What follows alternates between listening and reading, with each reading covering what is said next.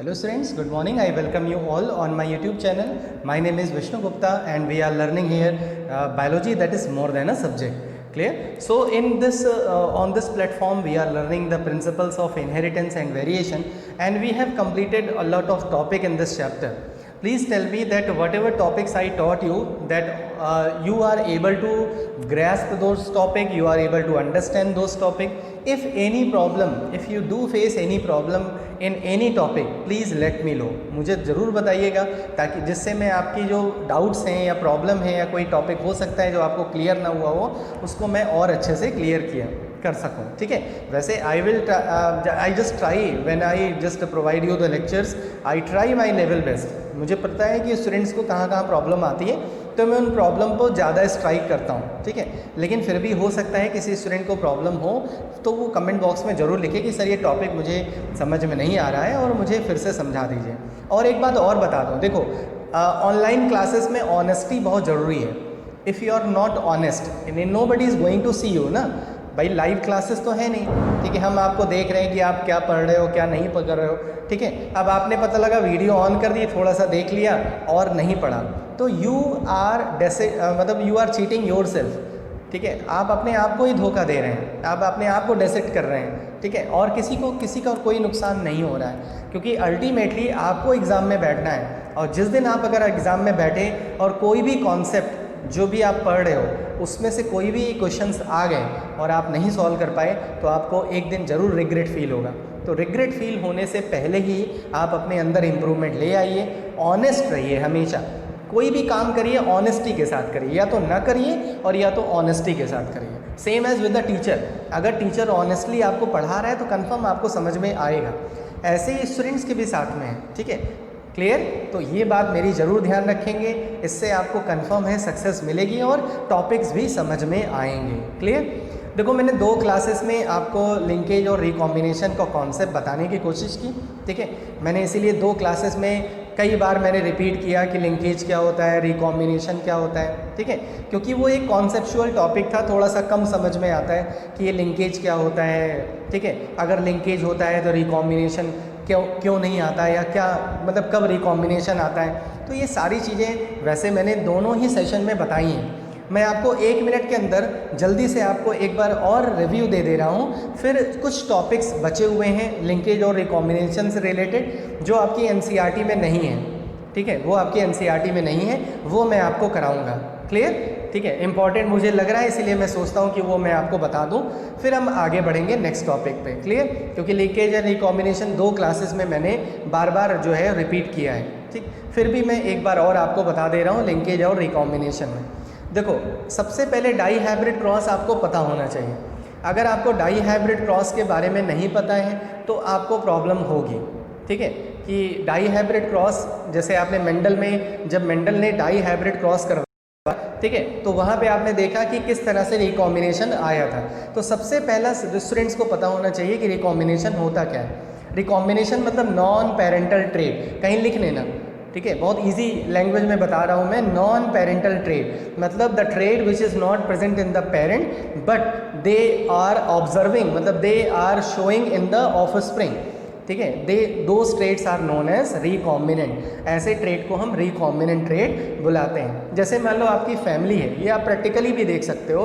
आपकी फैमिली में हो सकता है कि आप 2-3 जनरेशन को जानते हो, आप अपने फादर, उसके बाद ग्रैंडफादर, लेकिन कुछ ट्रेट्स ऐसे हैं जो आपकी फैमिली में हैं और वो आपके फादर में नहीं है, वो आपके ग्रैंडफादर में नहीं है. तो इसका मतलब वो रिकॉम्बिनेशन है. बात समझ में आई. ठीक है. तो रिकॉम्बिनेशन मतलब नॉन पेरेंटल ट्रेट. तो मेंडल ने जब क्रॉस करवाया तो उन्होंने रिकॉम्बिनेशन के बारे में बताया कि इंडिपेंडेंट असॉर्टमेंट होती है. लेकिन जब मॉर्गन ने क्रॉस करवाया, ठीक है, किसको लेके, ड्रोसोफिला मेलानोगास्टर को लेके, तो उन्होंने बताया कि कुछ ऐसे क्रॉस होते हैं जहाँ पे कोई रिकॉम्बिनेशन नहीं आता है. जब रिकॉम्बिनेशन नहीं आता है तो उन्होंने इसका फिजिकल बेसिस बताया. ठीक है. कि इसका कॉन्सेप्ट बताया कि क्यों जो है रिकॉम्बिनेशन नहीं आता है. तो रिकॉम्बिनेशन ना आने का उन्होंने रीज़न क्या बताया कि the genes present on the same chromosome, those are known as link genes. और अगर जीन्स लिंक हैं, ठीक है, अगर जीन्स जो हैं एक ही क्रोमोसोम पे प्रेजेंट हैं, लिंक्ड हैं, तो उनके बीच में क्रॉसिंग ओवर नहीं होती है. क्रॉसिंग ओवर नहीं होगी तो रिकॉम्बिनेशन नहीं आएगा। क्लियर है? इसी चीज़ को उन्होंने ये सारी इन्होंने पॉइंट्स दिए थे, कल के सेशन में मैंने सारी पॉइंट्स आपको डिस्क्राइब कर दिए थे। ठीक है, तो यहाँ पे अगर किसी को कोई प्रॉब्लम होगी तो मुझे ज़रूर बताएगा। उसके बाद लिंकेज और रिकॉम्बिनेशन में क्या रिलेशन है। ठीक है, अगर लिंकेज है देखो तो रिकॉम्बिनेशन नहीं आएगा। अगर लिंकेज अगर वीक है, बहुत ध्यान से समझो, जरूरी नहीं कि अगर लिंकेज है तो रिकॉम्बिनेशन नहीं आएगा। डिपेंड करता है कि लिंकेज स्ट्रांग है कि लिंकेज वीक है। अगर लिंकेज वीक है तो रिकॉम्बिनेशन आने के चांसेस हो सकते हैं, लेकिन अगर लिंकेज स्ट्रांग है तो ऐसी कंडीशन में रिकॉम्बिनेशन नहीं आएगा। इसीलिए दो टाइप के लिंकेज होते हैं, एक होता है इनकम्प्लीट लिंकेज और एक होता है कंप्लीट लिंकेज। ये देखो मैंने यहाँ पे लिखा रखा है, कंप्लीट लिंकेज का मतलब होता है कि कोई भी रिकॉम्बिनेशन नहीं आएगा। क्लियर है? ठीक है, तो जब मॉर्गन ने एक्सपेरिमेंट किया तो उन्होंने कुछ ट्रेड्स में देखा कि कोई रिकॉम्बिनेशन नहीं आ रहा है, जो भी ट्रेड पेरेंट में है वही सेम ट्रेड ऑफस्प्रिंग में ट्रांसफ़र एज इट इज़ हो जा रहे हैं। ठीक है, लेकिन उन्होंने ये भी ऑब्जर्व किया था, ये मैंने कुछ एग्जाम्पल ले दिया है। ठीक है, ये एग्जाम्पल आपके लिए कॉम्पिटिटिव एग्जाम के लिए इंपॉर्टेंट हो सकता है। ठीक है, थ्योरी एग्जाम के लिए, बोर्ड एग्जाम के लिए ये एग्जाम्पल आपकी बुक में नहीं है। ठीक है, तो देख सकते हो यहाँ पे पर्पल वेस्टिजियल, वेस्टिजियल का मतलब होता है विंग्स बहुत छोटी होती है, पर्पल वेस्टिजियल। ठीक है, उनकी पर्पल आई होती थी और वेस्टिजियल विंग्स होती थी। दूसरा जो ट्रेट है वो है रेड आइड और लॉन्ग विंग। जब इन दोनों को उन्होंने क्रॉस करवाया तो यहाँ देख सकते हो, तो ठीक है, ये बहुत ज़्यादा इस पर फोकस करने की ज़रूरत नहीं है, नहीं तो तुम्हें लगेगा ये बहुत टफ है।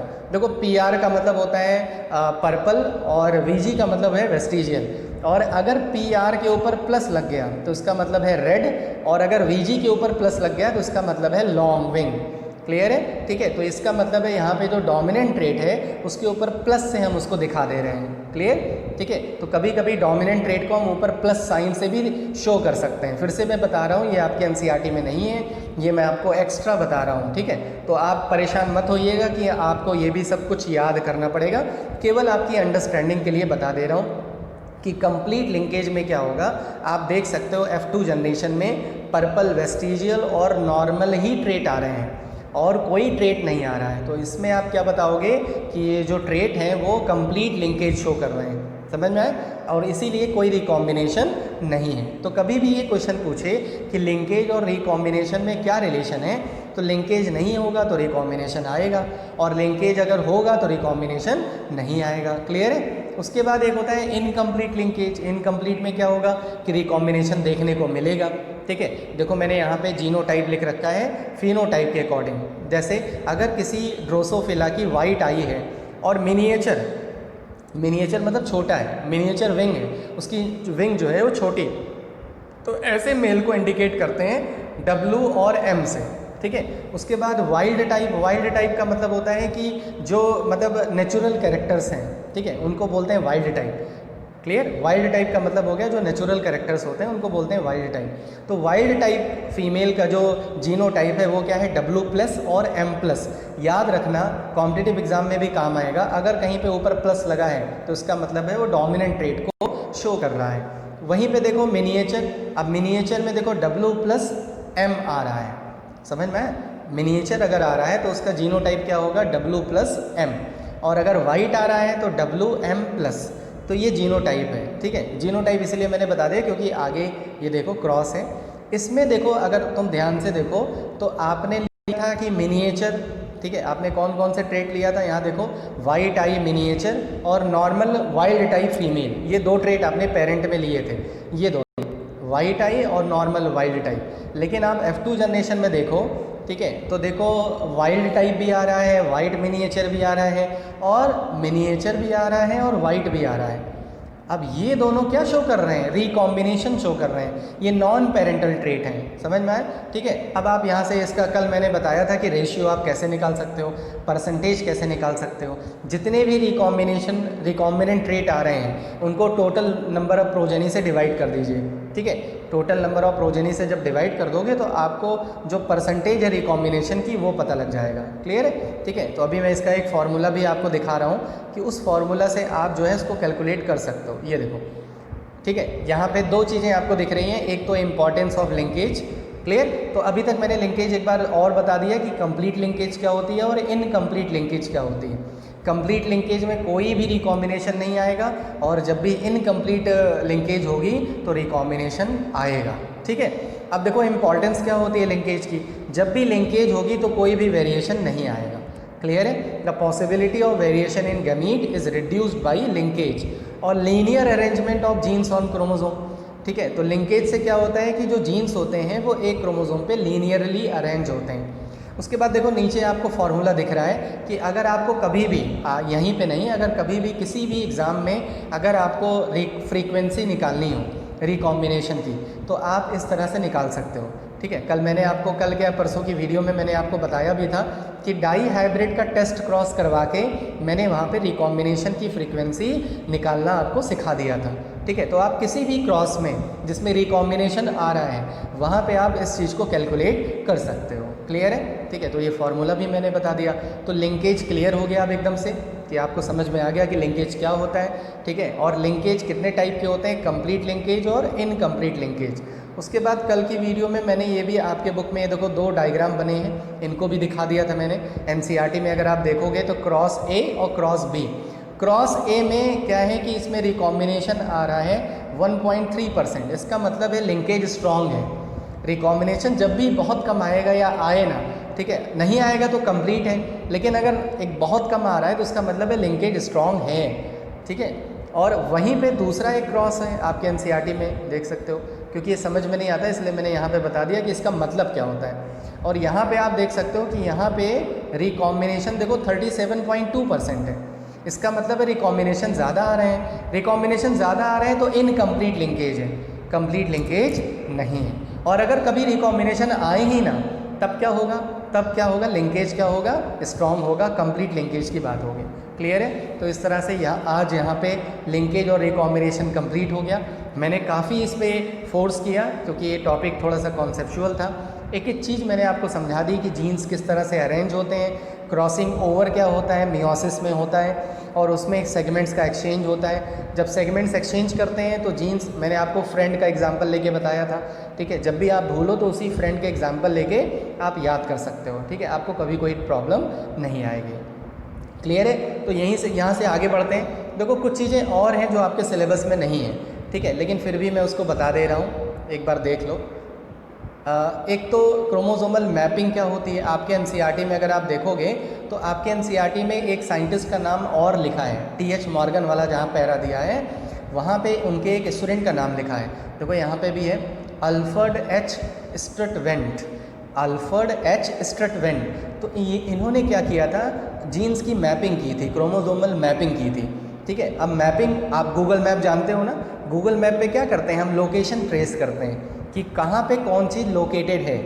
ठीक है, कौन सी चीज़ कहाँ पे या कौन सी प्लेस कहाँ पे लोकेटेड है, तो उसको हम किससे ट्रेस कर सकते हैं, गूगल मैप से ट्रेस करते हैं। ऐसे ही इन्होंने भी एक टेक्निक डेवलप की थी जिसके हेल्प से क्रोमोसोम पे जीन्स की मैपिंग कर सकते हैं। क्लियर है? मतलब जीन्स कहाँ कहाँ अरेंज हैं, तो इसी को बोलते हैं क्रोमोसोमल मैपिंग। तो क्रोमोसोमल मैपिंग किसने किया था, अल्फ्रेड एच. स्ट्रटवेंट। ये किसके स्टूडेंट थे, ये टी.एच. मॉर्गन के स्टूडेंट थे। आपके एनसीईआरटी में इसके बारे में लिखा हुआ है। क्लियर है?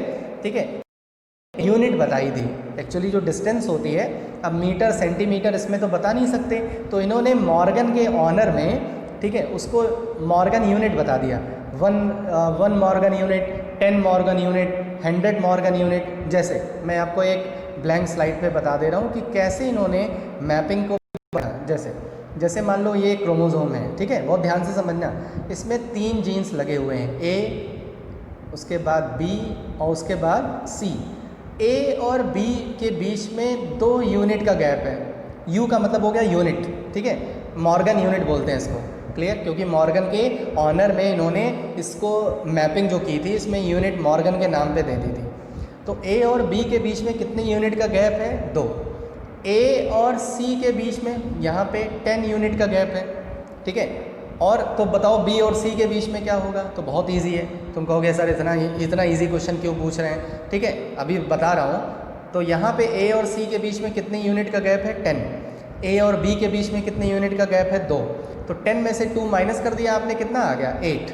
अब बताओ रिकॉम्बिनेशन आने के चांसेस किसके बीच में ज़्यादा होंगे, बी और सी के बीच में ज़्यादा होंगे कि ए और बी के बीच में ज़्यादा होंगे। ए बी और सी के बीच में ज़्यादा होंगे और ए और सी के बीच में और ज़्यादा होंगे।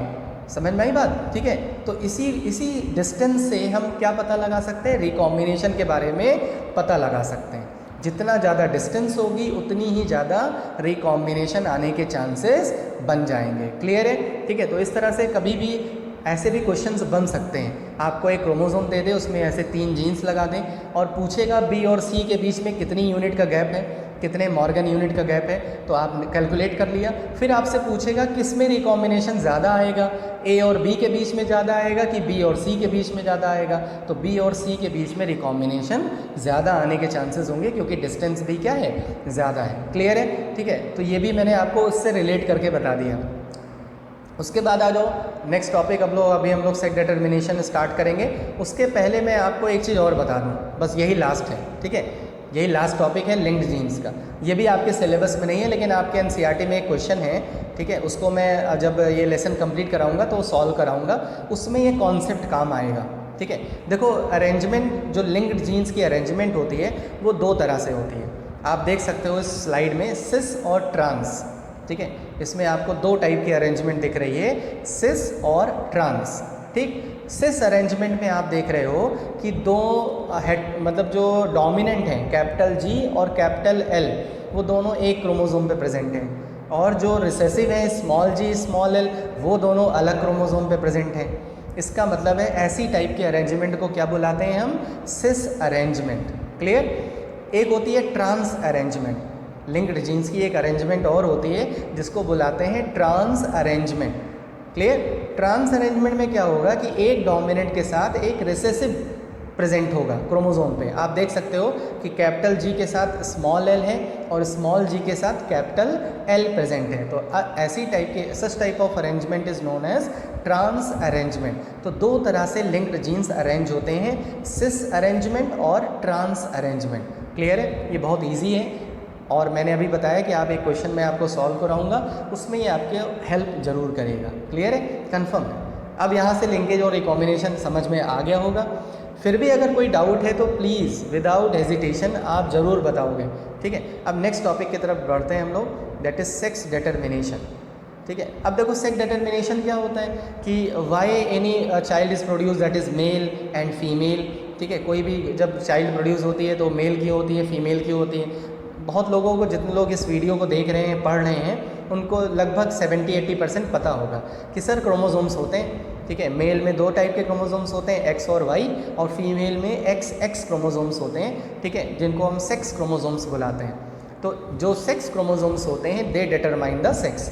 वो किसको डिटरमाइन करते हैं? सेक्स को डिटरमाइन करते हैं। समझ में आया? ठीक है, अगर मेल के गैमीट में वाई क्रोमोसोम है, ठीक है, मेल के जो गैमीट प्रोड्यूस कर रहा है उसमें वाई क्रोमोसोम है, और वो फीमेल गैमीट से फर्टिलाइज कर जाए तो बॉय चाइल्ड होगा। ठीक है, और अगर एक्स क्रोमोसोम के साथ फर्टिलाइज कर दे तो वो गर्ल चाइल्ड होगा। ये बड़ी नॉर्मल सी बात है। लेकिन क्या आपको पता है कि अदर ऑर्गेनिज्म में, जैसे ड्रोसोफिला में कैसे होता है, ठीक है, बर्ड में कैसे होता है, कॉकरोच में कैसे होता है, ये नहीं पता आपको। ठीक है, तो वो सारी चीज़ें भी हम लोग यहाँ पे देखेंगे कि डिफरेंट एनिमल्स में सेक्स डिटर्मिनेशन कैसे होता है। देखो इन 1891 आपके एनसीईआरटी में भी इन साइंटिस्ट का नाम दिया हुआ है, working with male of the fire bug. Fire bug क्या होते हैं? इंसेक्ट्स होते हैं। जब इन्होंने स्पर्मेटोजेनेसिस की स्टडी कर रहे थे तो हैंकिंग ने एक बॉडी ऑब्जर्व की जिसका नाम था एक्स बॉडी। उस बॉडी का नाम था एक्स बॉडी। इन्होंने देखा कि कुछ जो गैमीट्स होते हैं उसमें एक्स बॉडी होती है और कुछ गैमीट में एक्स बॉडी नहीं होती। तो इन्होंने बताया जो एक्स बॉडी है हो सकता है कि ये सेक्स डिटर्मिनेशन करे, लेकिन ये पूरी तरह से इसको कंप्लीट नहीं कर पाए थे। क्लियर है? उसके बाद एक जिनका नाम था, ठीक है, स्टेवेंस। ठीक है, आप देख सकते हो स्टेवन मतलब ये इस तरह से, देखो मैं ट्रिक बता रहा हूँ, स्टेवन मतलब 7 ऐसे याद कर सकते हो। ठीक है, आपने 7 बनाया और देखो थोड़ा सा ये इस तरह से। अब बताओ ये कौन सा लेटर बन गया? वाई बन गया। आपने 7 बनाया और इस तरह से अगर देखो तो ये क्या बन गया? वाई बन गया। तो आप ऐसे याद कर सकते हो कि 7 मतलब स्टेवन, स्टेवन ने किसको रिपोर्ट किया था, मतलब कौन से क्रोमोसोम के बारे में रिपोर्ट किया था, वाई क्रोमोसोम के बारे में बताया था। इन्होंने बताया था कि वाई क्रोमोसोम जो मेल होता है वो 2 टाइप के गैमीट प्रोड्यूस करता है, उसमें एक गैमीट में वाई क्रोमोसोम आते हैं, वो भी सेक्स डिटर्मिनेशन में हेल्प करते हैं। तो स्टेवन ने प्रूव कर दिया कि जो एक्स क्रोमोसोम और वाई क्रोमोसोम होते हैं ये सेक्स डिटर्मिनेशन में पार्टिसिपेशन करते हैं, और इन्हीं को क्या बुलाते हैं हम, सेक्स क्रोमोसोम। जैसे हमारे बॉडी में तुम्हें पता है 23 पेयर क्रोमोसोम होते हैं, 23 पेयर। 23 पेयर में से जो 22 पेयर्स होते हैं इनको बुलाते हैं ऑटोसोम्स, और जो लास्ट पेयर होता है मेल में XY और फीमेल में XX, इन दोनों को क्या बुलाते हैं हम, सेक्स क्रोमोसोम बुलाते हैं, और यही क्या डिटरमाइन करते हैं, सेक्स को डिटरमाइन करते हैं। क्लियर है। अब देखो कौन कौन से कैसे सेक्स डिटरमिनेशन होता है। पहला सिस्टम मैं बता रहा हूँ XX एंड XY। देखो एक चीज़ बता दूँ, लेडीज़ फर्स्ट, ठीक है, कहीं पे भी अगर देखे हो गया तो लेडीज़ फर्स्ट होता है, ठीक है। तो आप अभी जितने भी सिस्टम हम लोग डिस्कस करेंगे उसमें सबसे पहले फीमेल का ही क्रोमोसोम लिखा होगा, याद रखना, ठीक है। तो XX मतलब फीमेल, XY मतलब मेल। क्लियर। तो XX और XY सिस्टम आपने जानते हो कहाँ पे होता है, ह्यूमन के अंदर होता है, हमारे अंदर होता है, ठीक है। इसमें फीमेल क्या होती है, एक ही टाइप के गैमीट प्रोड्यूस करती है, दोनों ही गैमीट में एक ही टाइप का क्रोमोसोम होता है, X क्रोमोसोम और X क्रोमोसोम। क्लियर। लेकिन जो मेल होता है वो 2 टाइप के गैमीट प्रोड्यूस करता है, X और Y। एक गैमीट में X होगा और दूसरे गैमीट में क्या होगा, Y। अब देखो ये दोनों अलग अलग गैमीट है कि एक हैं, अलग अलग हैं। जब भी पूरी बायोलॉजी में कहीं पे भी अलग अलग हो तो उसको बोलते हैं हेट्रो। तो ये क्या हो गया, हेट्रोगैमेटिक। हेट्रोगैमेटिक का मतलब हो गया 2 different type of gametes, production of 2 different type of gametes. तो यहाँ पे जो मेल है वो हेट्रोगैमेटिक है, और जो फीमेल है वो क्या है, होमो। होमो मतलब सेम। क्लियर है। तो इसके एग्जाम्पल कौन कौन से, ह्यूमन और ड्रोसोफिला। जो TH मॉर्गन ने जिस पे एक्सपेरिमेंट किया था, फ्रूट फ्लाई, उसमें भी X और Y क्रोमोसोम होते हैं। फीमेल में XX और मेल में X और Y क्रोमोसोम होते हैं। क्लियर है। तो इस तरह से पहला सिस्टम हमने क्या डिस्कस किया, XXXY सिस्टम, ठीक है। ये किस में प्रेजेंट होता है, ह्यूमन में प्रेजेंट होता है और ड्रोसोफिला। क्लियर। अब क्वेश्चन आ जाए कि ड्रोसोफिला में सेक्स डिटर्मिनेशन कैसे होता है, तो आप आराम से जो है इसको एक्सप्लेन कर सकते हो, ठीक है। नेक्स्ट आ जाओ XX या X0। अब देखो ये जो होता है, पहला मैंने बताया ना लेडीज़ फर्स्ट, तो सबसे पहला क्रोमोसोम किसका लिखा है, XX मतलब फीमेल। जो नेक्स्ट लिखा है X0, एक गैमीट में X क्रोमोसोम आएगा, दूसरे गैमीट में कोई भी सेक्स क्रोमोसोम नहीं होगा, तो वो मेल है। ये किसको बता रहा है, मेल को बता रहा है। मतलब मेल 2 टाइप के गैमीट प्रोड्यूस करेगा। अगर कॉकरोच है या ग्रॉस हॉपर है, तो अगर कोई मेल है, ये सिंबल आपको पता है मेल का होता है, मेल में 2 टाइप के गैमीट का प्रोडक्शन होगा। एक गैमीट में X होता है और दूसरे गैमीट में कुछ नहीं होगा, कोई X बॉडी नहीं होगी। क्लियर है। तो अगर ये X बॉडी, ये जो क्रोमोसोम है, मतलब ये जो गैमीट है, ठीक है, अगर ये वाला गैमीट जिसके पास कुछ नहीं है, इसका फर्टिलाइजेशन X फीमेल वाले X से हो जाए, ठीक है, ये फीमेल हो गया और ये मेल हो गया, इन दोनों का अगर फर्टिलाइजेशन होगा तो कौन से मतलब कौन से सेक्स के ऑफस्प्रिंग प्रोड्यूस होंगे, मेल। याद रखना, जब भी मेल 2 टाइप के गैमीट प्रोड्यूस करता है, एक में X बॉडी होगी और दूसरे में X बॉडी नहीं होगी। जब जिसमें कोई भी बॉडी नहीं है वो और X फीमेल से X क्रोमोसोम से जब वो फर्टिलाइज करेगा तो कौन सी चाइल्ड आएगी, मेल। और जब अगर X होगा, अगर मेल गैमीट में X होगा और फीमेल गैमीट में भी X होगा तो कौन सी ऑफस्प्रिंग आएगी, फीमेल आएगी। क्लियर है। ठीक है। तो ये हो गया XXXO सिस्टम, जो किस में देखा जाता है, कॉकरोच और ग्रास हॉपर में। क्लियर। अब नेक्स्ट आ जाओ ZWZZ। अब देखो यहाँ पे उल्टा है। अभी तक अगर आप देखो तो यहाँ पे भी फीमेल सेम टाइप के गैमीट प्रोड्यूस कर रही थी, यहाँ पे भी फीमेल सेम टाइप के गैमीट प्रोड्यूस कर रही थी, लेकिन यहाँ पे आपको देखो थोड़ा सा डिफरेंट लग रहा है। यहाँ पे फीमेल 2 डिफरेंट टाइप के गैमीट प्रोड्यूस कर रही है, ZW। अब बताओ यहाँ पे फीमेल होमोगैमेटिक है कि हेट्रोगैमेटिक है? हेट्रोगैमेटिक है। ठीक है। हेट्रोगैमेटिक मतलब 2 different type of gamete production हो रहा है, एक में Z जाएगा, एक में W जाएगा। क्लियर है। तो जो फीमेल होगी, ये जो फीमेल है, ये 2 टाइप के गैमीट प्रोड्यूस करेगी, एक में Z होगा और दूसरे में क्या होगा, W होगा। क्लियर है। लेकिन जो मेल होगा, ठीक है, जो मेल होगा वो क्या होगा, वो होमोगैमेटिक होगा। अगर कोई मेल है तो वो Z और Z बस। ठीक है। तो उल्टा होता है। कभी कभी ये क्वेश्चन बोर्ड में बहुत पूछा जाता है कि why the human female is homogametic but the female of the bird, ये बर्ड में देखा जाता है कि जो बर्ड की जो फीमेल होती है वो हेट्रोगैमेटिक होती है, ऐसा क्यों? ठीक है, इसको प्रूफ करिए। तो आप बताओगे because in the case of bird the female produce 2 different type of gametes, one contain Z chromosome, another contain W chromosome, that's why the female is known as heterogametic। तो अगर आप यहाँ पे ध्यान से देखो कि किसका मेन कंट्रीब्यूशन है सेक्स को डिटरमाइन करने पे, फीमेल का।